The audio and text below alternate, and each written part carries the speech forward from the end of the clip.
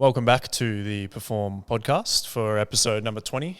Today, as Isaac alluded to in the last episode, it would just be a solo episode with myself. Going to be covering youth training. It's a bit of a shame that Keith is unable to join me. He's a very hard man to tie down, but obviously both of us are very passionate about youth training. Mostly probably because we both have the mental age and the maturity levels of many of the kids that we train. But it would be good, hopefully, in the future for all three of us to sit down and kind of talk about youth training as well. But just wanted to jump on and cover some of our core principles around youth training, some of the common myths that surround youth training still to this day, unfortunately. Although it seems to be getting a bit better with a lot of the ideas kind of fading away. And then kind of to wrap it up, like all our principles kind of tie into this, but early sports specialization, why that might not be the best thing, but also it's kind of the reality in many sports. So how can we, within the field of S&C, kind of combat that to get the best outcomes for these kids? So we'll start with some of the myths. There's, probably even more than I'll list off that are out there, but you got things like that training in the gym is only for like young athletes, not just for kids in general. I think that's obviously like not a very good idea at all, because if there is kids that are quote unquote athletes, they're already engaging in a lot of physical activity, and it's the kids that might not necessarily be willing to get involved in organised sport to the same extent, or not participating in it quite as much, that kind of get left behind. And obviously in this day and age of technology and less free play and all that kind of stuff, if we can give kids the opportunity to exercise and kind of build that physical literacy, physical competence and confidence in their bodies, it's only going to set them up for a better future and healthier. And we'll get into the kind of longevity side of things. The more you can establish and introduce to yourself in the earlier ages, that's only going to help for aging and things like that as well. So I think it's important for any kid, irrespective of whether they're participating in sport or not, to engage in some level of training. And that's just going to look slightly different for anyone. But I think that myth that it's only for young athletes is probably, hopefully, kind of less so now. But the next big myth is that resistance training or training with weights stunts your growth. So I think obviously these myths arise because of these sports like weightlifting and gymnastics, have a level of resistance training within them, obviously. And then also that the adults that they eventually become are on the shorter side. Now, I think this is like just at a logical level, we can kind of go, playing basketball doesn't mean I'm going to be tall. Being a jockey doesn't mean I'm going to be short. It's more so the opposite effect of the fact that if I'm tall, the self-selection bias of me playing basketball at a young age is going to be higher. So, and then on the other side of things, like a jockey, you're not going to get very many tall jockeys. But so someone who's shorter is going to be a self-selection bias into something like that. And then we can, kind of do that for any and every sport. Obviously there's exceptions, but at the general level, we can kind of go, all right, that makes sense. Like, it's not because of the lifting that made them short. It's just someone who's probably has that physical quality that is going to be more advantageous for that given sport. And then we can look at it from a more like scientific point of view, I guess, and from a bone growth point of view, we need load on our bones to grow. And obviously, like when we get into the older populations, we kind of talk a lot about how the importance of resistance training and impact, whether it's walking, jogging, jumping, is so important for healthy aging, because the load through the bones is what actually gives the signal to the body to lay down more cells in the bones and grow and be stronger. And through our adolescence and childhood, this is when all the development occurs. So it's extremely important that we are putting load on the bones. And if anything, it's going to have the opposite effect. Obviously, with the caveat for especially all these myths, I guess, and everything in general, with the caveat that this is done under supervision, done well in a controlled environment. Obviously you can have negative effects if you do too much or not under guidance, whatever. But, having resistance on our bones and our body as a whole is only going to help the growth and development of bones. Very important for young females as well, because obviously as you go to menopause and that kind of stuff, the negative effects on your bones. So if we don't have that impact in those critical years of bone development through adolescence, it's not, that period is going to set us up better for healthy aging as well. But also, sports like swimming, and again, like more so for the females of the importance of it, but there's no bone loading in swimming. So with young female athletes who are swimmers, it's very important that they engage in some sort of resistance training, jumping, running, to get that bone loading that they will miss out on in their sport. Whereas most other kids, through free play and playing sport will get a decent amount. But obviously strength training, resistance training under guidance is only going to help their growth. So I think that should hopefully dispel that myth if anyone still kind of has that. Then the other thing, another common one is that they need to wait until a certain age. So we hear numbers thrown out, but usually like 12 to 13 is probably the common ones. But there's no reason that you need to wait until a certain age. It's just gonna change like what we do with that individual. The same way that if we get a 25-year-old who's never trained before versus a 23-year-old who's been training for 4 or 5 years, that initial training is going to look quite different. So in the exact same thought process that we have, like a 10-year-old who's never trained before and a 13-year-old who's never trained before will probably have very similar stuff to begin with because they're learning the foundational kind of movements, that kind of thing.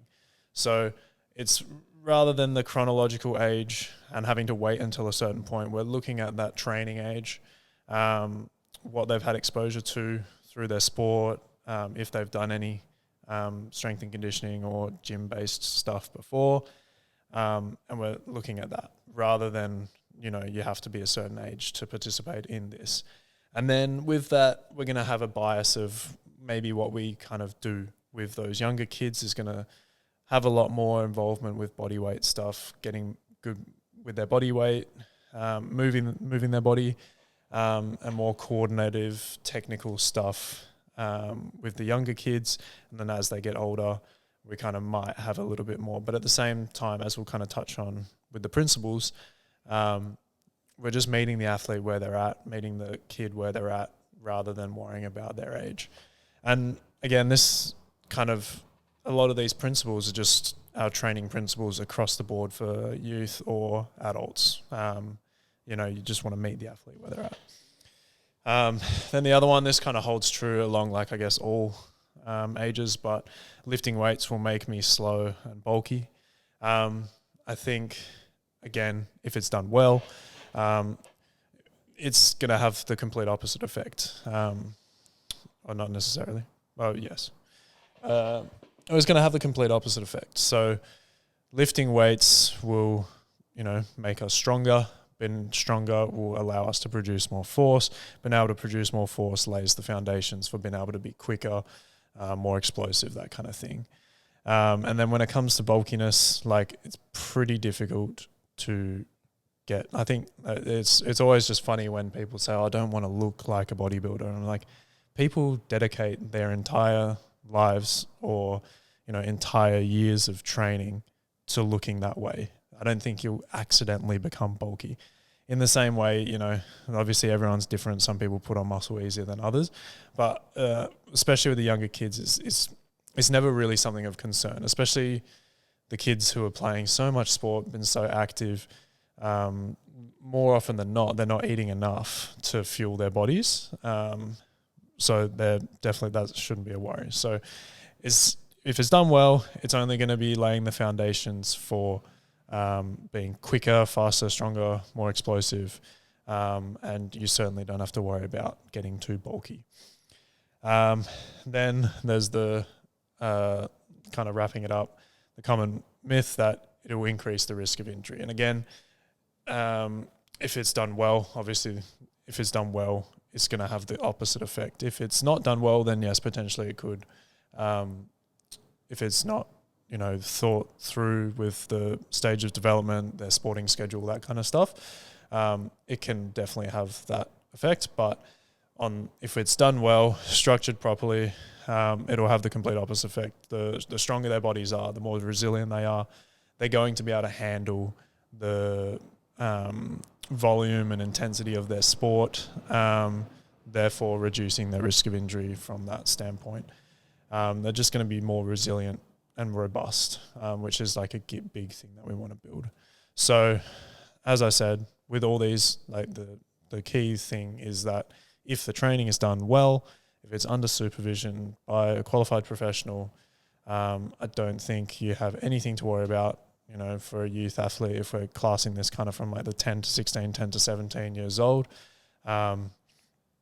It will only help them. It's not going to have the effects of stunting growth. They're not going to get slow, and they're not going to have a greater risk of injury.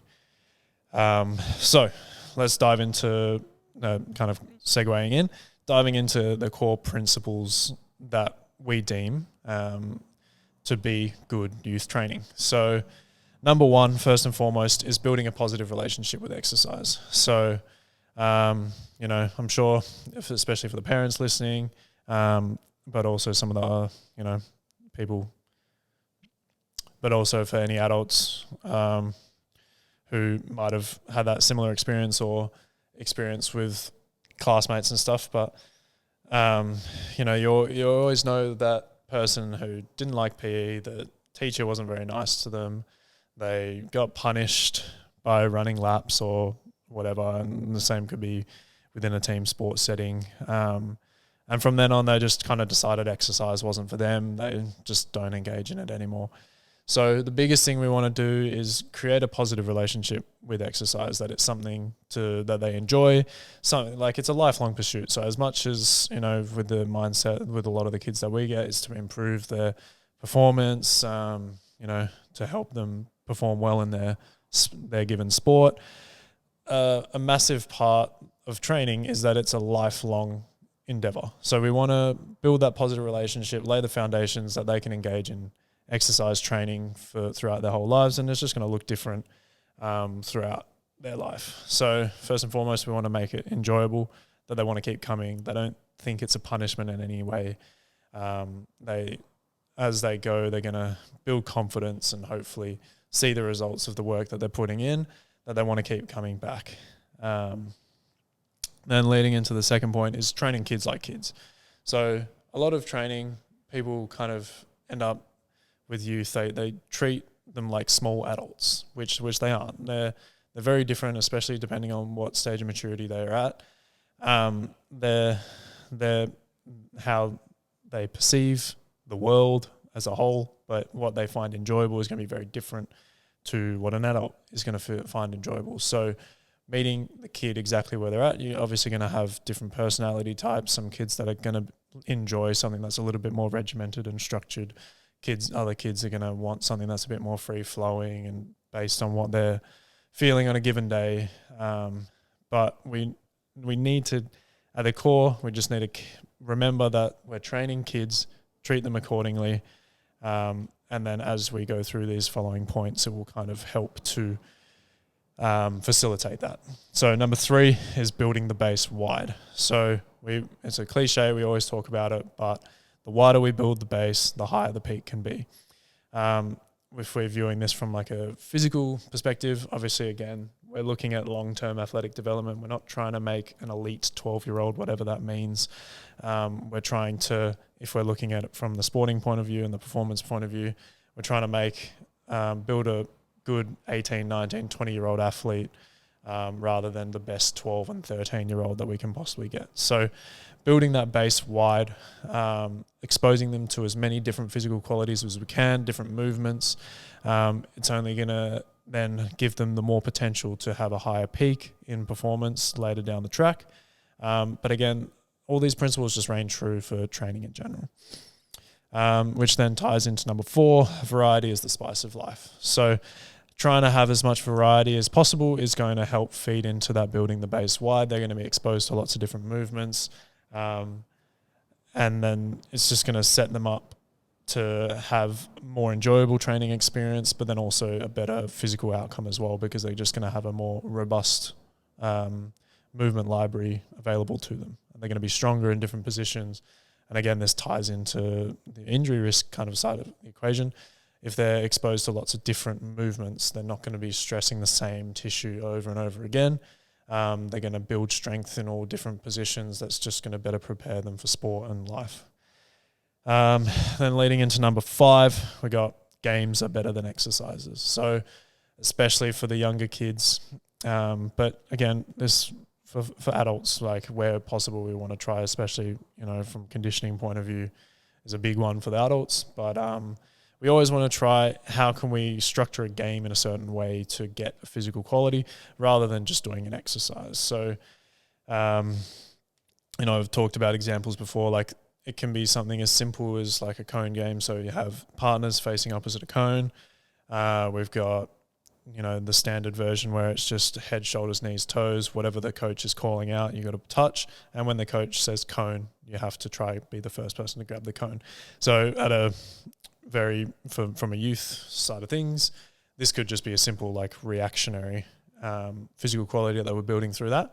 But then if we want to layer in things like agility, plyometrics, even some speed work, we can layer that into the game. So as an example, if we want to work on maybe a hip shoulder separation, dissociation kind of thing, which is going to help them perform maybe a different physical quality in a sport, we could add in a hip flip. So when I say right or left, as adding on layers on top of the head, shoulders, knees, toes. When I say right, they have to flip their hips to the right. When I say left, they have to flip their hips to the left. So we're layering in physical qualities into these games. Again, we could turn it into maybe a bit more change of direction or speed, get them to stand further away from the cone. They might have to touch a certain point before they come back and grab the cone. There's so many possibilities, and that's just for one small game. We can layer that into other things. So even another common one that we do is like single leg RDLs. Rather than just getting them to do single leg RDLs, we might have a pile of cones. They got to do a single leg RDL, grab the cone, make a new pile, come back up, and then keep doing it until they've got all the way from making a new pile with those cones. Again, we're still doing single leg RDLs. We're working on those qualities of stability, balance, strength through their posterior chain. But they're not thinking of it that way. They're just thinking they're doing a fun game, and it's going to be more enjoyable. They're going to want to do it again. So where possible, we want to try turn things into a game. I think hopefully that kind of illustrates that. If you have any questions or you want more examples, just send me a message and I'm more than happy to send through some stuff. Then number 6, we've got unstructured structure. So obviously from a training point of view and just training principles as a whole, we know things like progressive overload are important principles for long-term development and long-term progression. So, but obviously, again, when it comes to the variety and the engagement for the kids, doing the exact same thing week in, week out might become quite mundane for them. They might not enjoy it quite as much. So this is where we tie in that variety piece. And, how you structure your program is obviously very different for person to person and coach to coach. But we like to maybe have themes of training. So, the theme of the day might be a squat pattern. So one week that might look like a counterbalance squat, another week that might look like a goblet squat, another week that might look like a split squat, where we're still training that movement pattern to some extent. We're still loading those tissues, and we're still, if they're stacking these days, week in, week out, year over year, they're going to have some development. There's no doubt about that. So having some level of structure, but some flexibility around it. And that helps for the long-term planning. Sorry, there's a fly around here. And then also from that structure point of view, we can have rooms within the program just for a lot less structure, and we have room in the program for something that's a bit more structured. So like that squat example, that is maybe on the more structured side, where every week on a Monday we might do some form of squat pattern.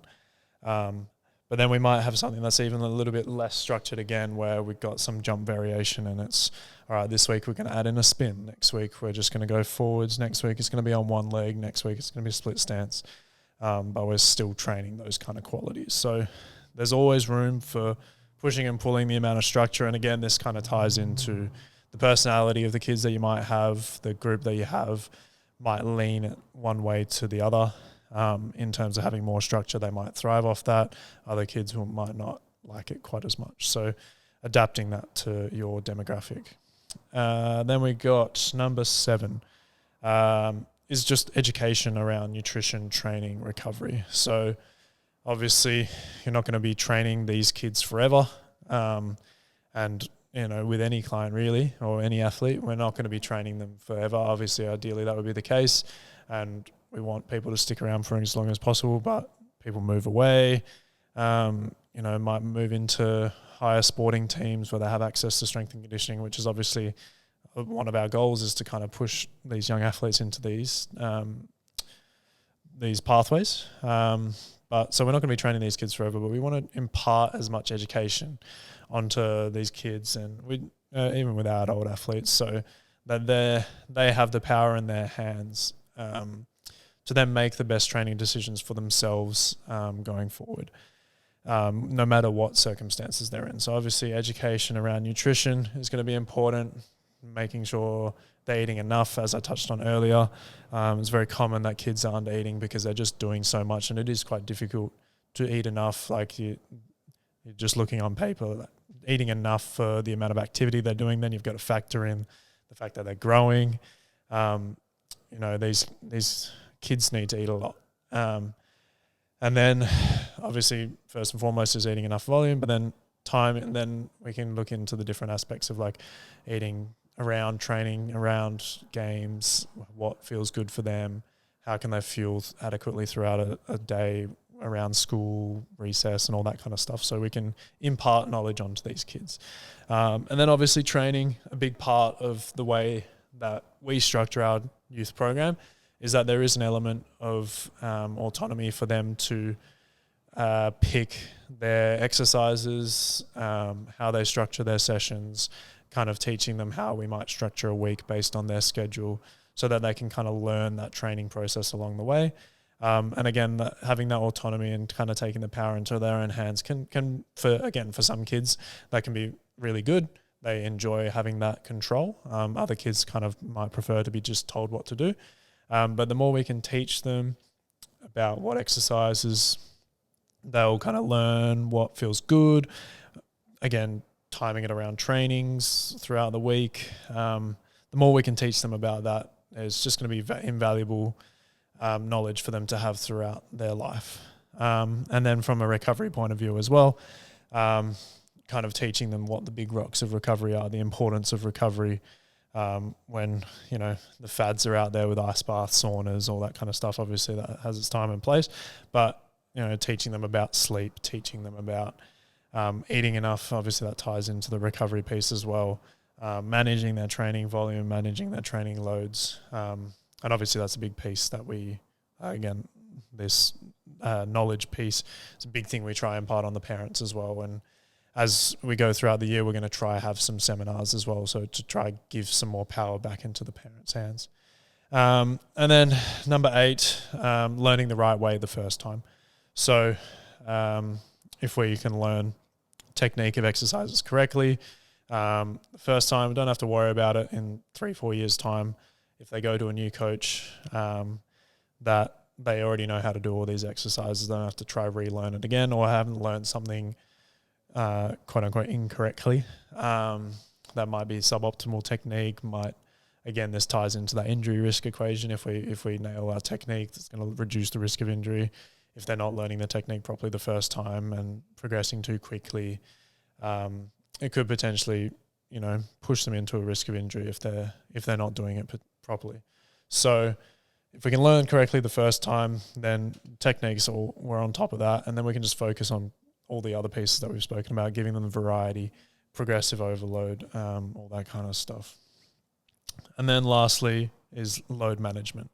And obviously this is a massive key across training as a whole, but particularly for youth, there's lots of different things that we might need to factor in the same way, I guess, that we will factor in for our adults with work stresses and life stresses, but understanding what the stresses look like for the kids, and again, personality types can be different from kid to kid, but managing that load across a week, across a school term, across the year, across multiple years, depending on if they have representative competitions, and balancing multiple sports and all that kind of stuff. So a big part of load management is obviously school, exams, any tests, physical education at school, any school-based physical education classes, but then also if they have any like sporting commitments through their school. Then we also have like club training, domestic training, district training, any representative stateside, if they're in any academies, that kind of thing. So it can very quickly balloon into a lot of training load, and how we're going to manage that is obviously very important. And then this is where kind of often we have this discussion, like is S&C really appropriate for these kids at this point in time, given their training volume? Obviously, we definitely believe so. And, over the long term, as I said at the start, building up that resiliency and robustness in their body is going to enable them to handle the large volume of sport that they do.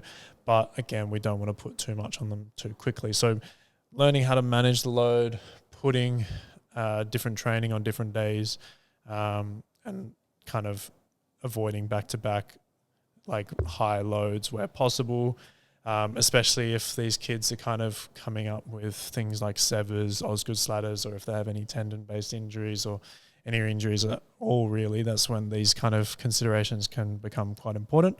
But then also understanding, the stress response as a whole. Are they having a lot of stress from school? Are they having a lot of stress from exams? Are they having a lot of stress from, different social things going on? Do they feel like they're not fitting in? Understanding where all their stress is coming from, also from the parent point of view. The parents putting a lot of pressure on these kids to succeed and all that kind of thing. Obviously then also changing bodies. Are they going through puberty? Is that something that's stressful for them? Are they still learning how to use their body as they change?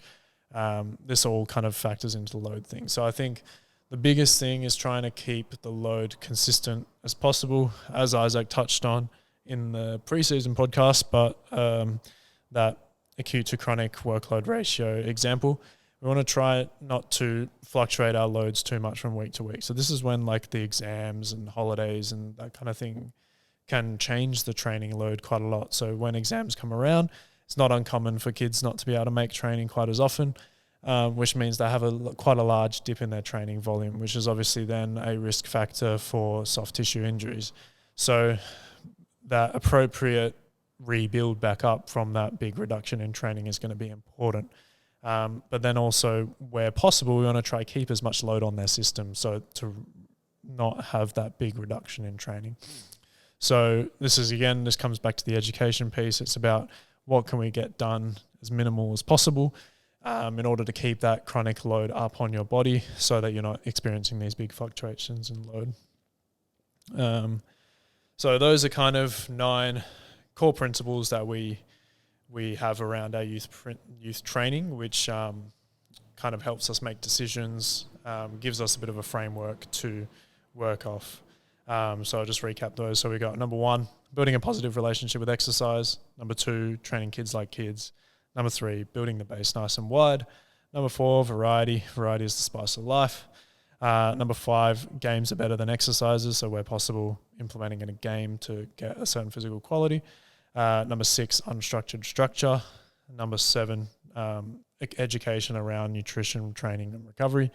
Number 8, learning the right way the first time. So putting a big emphasis on technique. And number 9, as I just rambled on about, load management and the importance of that and how we can implement different strategies to best suit the schedule of these kids.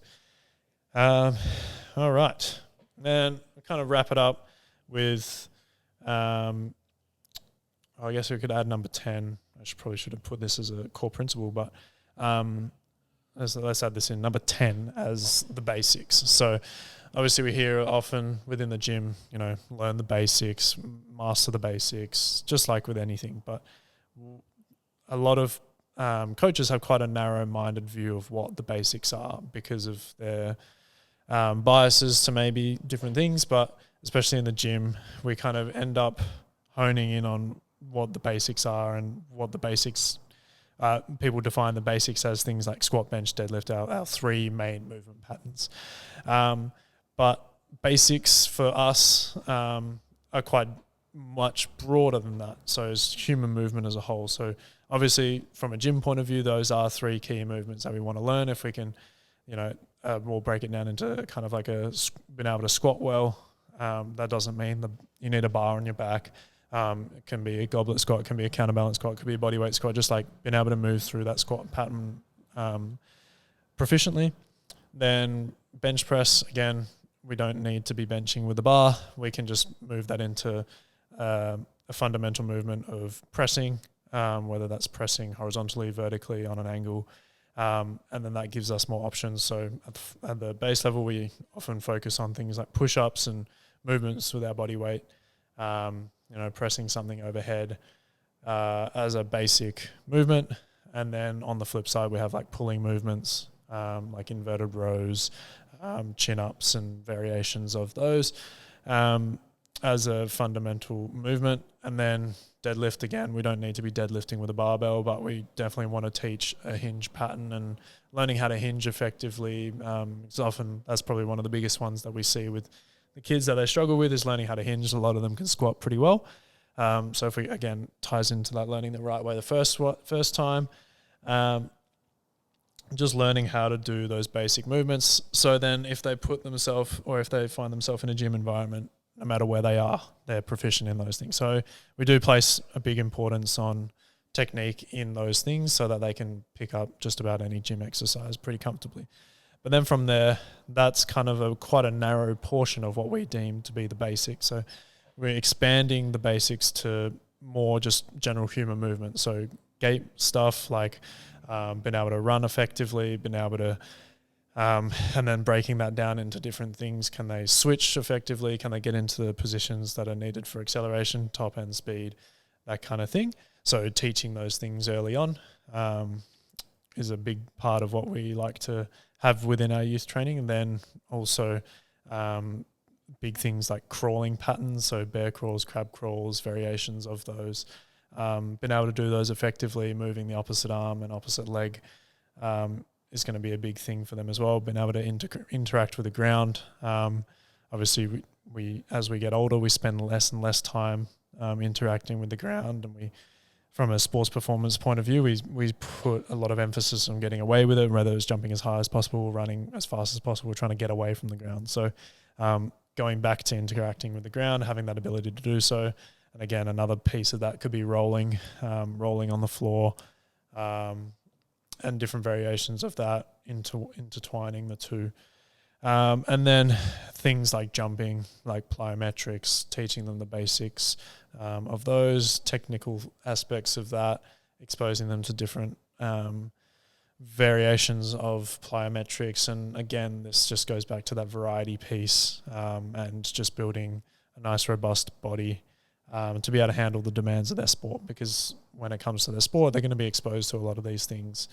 So where possible, if we can expose them to it in a controlled environment, build up the quality, they're going to be better prepared for when they step on the court, field, or whatever sport they're partaking in. And then to finish off, we'll kind of talk about early sports specialization. So it's obviously one of those things that's up for contention, whether it's the right thing to do, whether it's not the right thing to do. We obviously lean heavily towards, heavily against early sports specialization, as the best means for developing an athlete long term. But so if anyone hasn't heard of the term before, early sport specialization is essentially defined as playing one singular sport for more than 8 months of the year. So obviously it's very common to play a winter sport and a summer sport. So that wouldn't be necessarily early specialization. It's once that one sport begins to dominate the majority of the calendar year, is when we kind of deem it to be early sport specialization. And so from our standpoint, we encourage kids to play as many different sports as possible. Obviously, we have like the learning effects of different, like the transfer of learning across different sports, different skills that you get, different movement patterns that can only help improve the main sport. But then, obviously, this isn't always feasible. Like again, kids are very busy. They've got lots on. They might already have 3 or 4 commitments with one sport as it is, so to add more on top of that might not be feasible. So this is where we really think the value of the strength and conditioning side of things can lie for these kids who are kind of in that early sport specialization. What's the word for it? Who are just essentially in that, find themselves in that situation. So we want to try to combat the effects of this. So obviously when we're playing one sport, we're going to be exposed to the exact same movement over and over and over and over again, which is going to be pushing stress on certain tissues, certain joints in the body in a more specific way because we're doing that one movement repetitively. So this is where in the gym it's very easy for us to then expose them to the opposite of that. So, if it's something like basketball, they're going to be in a squatted position a lot and they're going to have a lot of deceleration. They're not going to get exposure to top end speed due to the size of the court. They're going to have less loading maybe through their hamstrings and more through their quads. So we can kind of bias their programming to have a little bit more of the opposite of what they're getting in their sport, as well as improving their ability to do those things that are needed for their sport. So this is where it can, and if they're not getting exposure to like those basic movements that we spoke about, they're not getting exposure to crawling, rolling. If they're playing a contact sport versus playing a non-contact sport, they might not get exposure to grappling and all that kind of stuff. So we can give that exposure to them within a more controlled environment as well and manage the loads accordingly. So that kind of ties into my next point, which was going to be like exposure to the fundamental movements, as I spoke about. But then where possible, obviously a lot of the sport specialization or a lot of sport as a whole is going to be in quite a,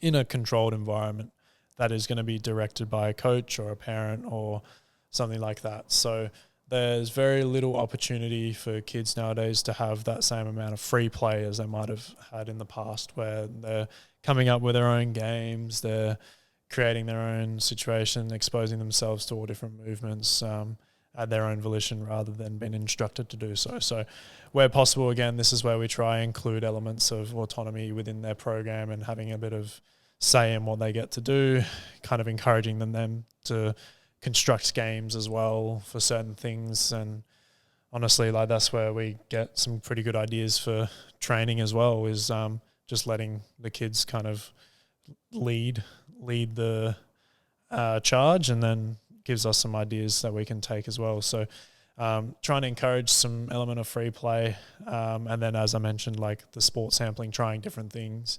And again, this is where it can be as simple as if you're a parent coaching a sporting team, and say, you got a rugby team that you're coaching, you can play some soccer or something like that as part of your warm-up. So you're not necessarily detracting from your main training itself, but you're exposing them to something different. And as Isaac can certainly attest to as well, it's very entertaining watching rugby players try to play soccer. So if anything, it could be some entertainment for yourself. And then, similarly, if you have something like basketball, you could try to play a bit of touch footy or even soccer as part of your warm-up as well, just to expose the athletes and the kids to something different, and kind of a little bit of a taste of different sports. obviously ideally where possible they'd play maybe a social or organised sporting of a different kind, but we can kind of give them elements of that to kind of help combat the effects of the early sports specialisation. So I'll wrap it up there before I ramble on too long. But hopefully you guys got something out of that, some ideas and principles that kind of gives you an idea of our thought process around youth training. And as I said, keep an eye out, especially for the parents, because we'll be trying to run some regular seminars around these different topics of especially nutrition, recovery, managing training loads, that kind of stuff, which is obviously very important for the young athletes, and it should hopefully put some more power into your hands and kind of take the stress off. You're already, an Uber driver. You're already, for some of you might have to be coaches. So just kind of just give you a bit more information and power back into your hands so you don't have to worry about being a nutritionist and all that kind of stuff as well, and just giving you some ideas. So keep an eye out for that. And again, with our youth program, we are running those combines every term. So we've just had the first one last week, which was a great success, and some pretty good scores put up there. So the kids who weren't able to make it, we're going to be testing them throughout the week, but we'll try build that up and kind of connect the kids from the different gyms as well. So I can't think of anything else to. And well, yeah, I'll wrap up. If you've made it this far, thank you very much for listening to my voice for. Oh, Jesus, that's gone a lot longer than I thought.